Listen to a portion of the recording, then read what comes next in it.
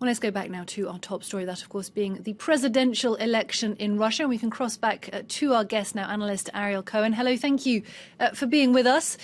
His critics accuse Putin of creating a bubble of impunity within his own country. But as we've been seeing in the latest rows with the US and Britain, but also in Syria or Crimea, that impunity extends to the international stage. How has he succeeded in all but dominating foreign affairs? Well, the advantage of being an authoritarian leader is that you can concentrate a lot of power in your hands and you can mobilize economic resources, and that's exactly what Mr. Putin did.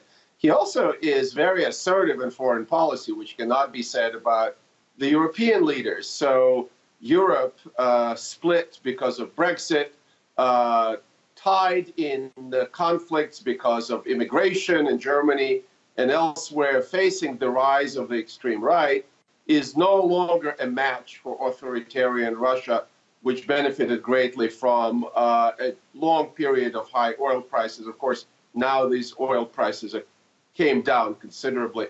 The other thing is that with the change of the administration in the United States, the links between the U.S. and Europe became weaker.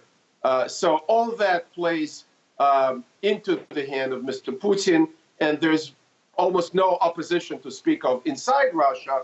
And a lot of Russian people like the return to great power status that Mr. Putin is delivering, as well as the improvement of their lives in the first 8 years of his presidency. So he is still popular. I don't know if he's going to get the 70% that he ordered his political system to deliver 70% of support. I doubt it. But at the same time, he would get majority in any election because he controls television, and the majority of Russian people get their news from television. So will another Putin mandate simply mean more of the same? That is, 64 billion euro question. I don't think so. I think Mr. Putin is thinking about his place in history.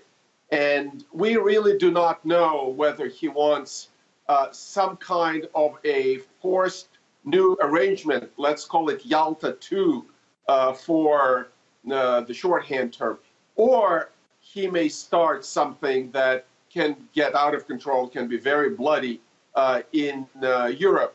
A rational Mr. Putin would probably grab Belarus. I doubt that that will cause any major confrontation with the West. A less rational player may provoke a war or a conflict with NATO, at which point all bets are off. There's a path of escalation to a nuclear war. And of course, that is an outcome everybody who is rational would like to avoid. It is very difficult for me to predict right now.